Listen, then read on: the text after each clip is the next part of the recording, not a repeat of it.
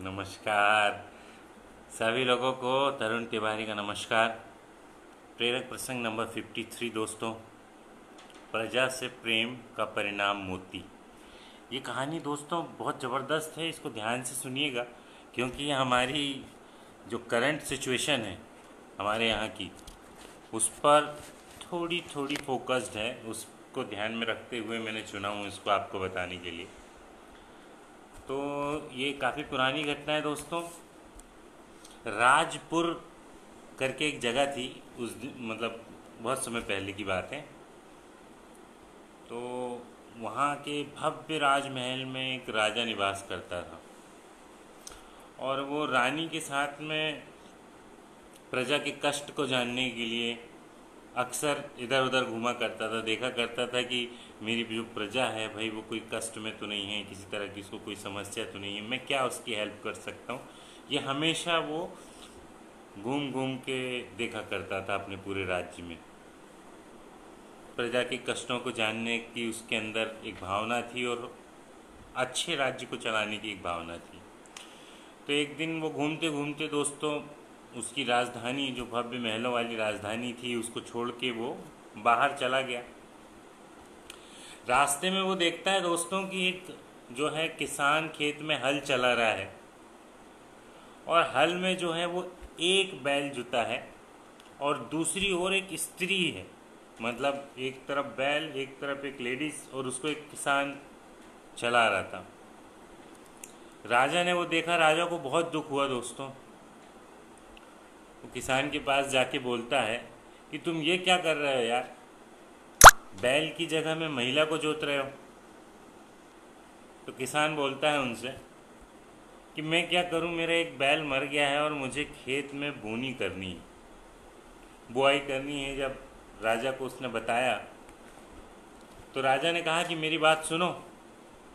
तो किसान कहता है कि मेरे पास समय नहीं है सुनने का। राजा ने कहा कि भाई एक बैल मुझसे ले लो।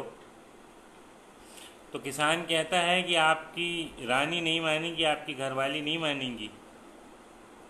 राजा बोलता है कि जाओ अपनी जो स्त्री है जिसको तुमने उसमें हल में जोत के रखा है उसको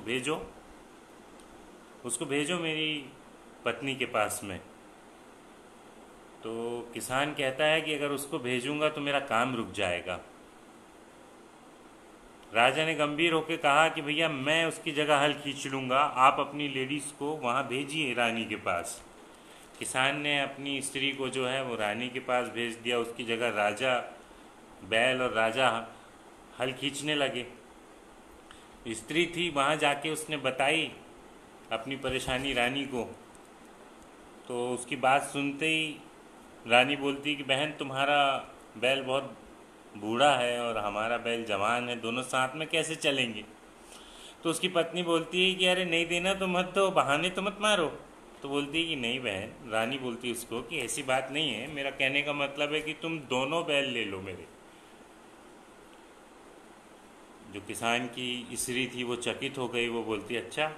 उसने दोनों बैल जो थे अपनी गाड़ी से निकाल के दे दिए रानी ने, और दोनों बैल की मदद से दोस्तों उस किसान के खेत में एक ही दिन में सारी बोनी हो गई। जो उसका छोटा सा खेत था उसमें बोनी हो गई। उसके बाद राजा अपने स्थान पे आ गया। थोड़े दिन बाद क्या हुआ दोस्तों, जब वो फसल बड़ी हुई तो किसान ने देखा कि जितनी जगह पर राजा ने हल जोता था, जहाँ जहाँ राजा के पसीने की बूंदें टपकी थीं, वहाँ पे अनाज नहीं मोती लगे हुए थे दोस्तों। ये राजा का नाम था बोधिराम। ये इसमें कैरेक्टर जो आप पसंद करना चाहें वो आप पसंद कर सकते हैं। किसान को विश्वास नहीं हो रहा था कि सच में मोती उगे हैं। उसने अपनी आंखों को ऐसे मल के देखा तो वाकई मोती थे दोस्तों, सच में मोती थे। शायद वो प्रजा के वात्सल्य से, राजा के उत्तम श्रम से उपजे हुए मोती थे। जब जब इस जो छोटी सी कथा है इसका कंक्लूजन ये है दोस्तों कि जब भी इतिहास से लेके अभी तक जब भी राजा ने, शासक ने वात्सल्य का, प्रेम का परिचय दिया है तो धरती ने भी अपना सर्वस्व लुटाया है। आज हमारे जो वर्तमान स्थिति में हमारे राजा जो हैं वो भी कुछ इस तरह से प्यार कर रहे हैं आप लोगों के साथ में, और इसकी डेफिनेटली बहुत अच्छे रिजल्ट आएंगे कोरोना के। कोरोना जब ख़त्म हो जाएगा तो उसके बाद एक नया भारत हमको देखने को मिलेगा। ऐसी ही सकारात्मक आप ऊर्जा बनाए रखें मेरी। बहुत बहुत धन्यवाद आपका। और प्रेरक प्रसंग नंबर 53 लेके मैं आपके पास फिर से आऊँगा थोड़ी देर में। Thank you so much. जय हिंद, जय भारत।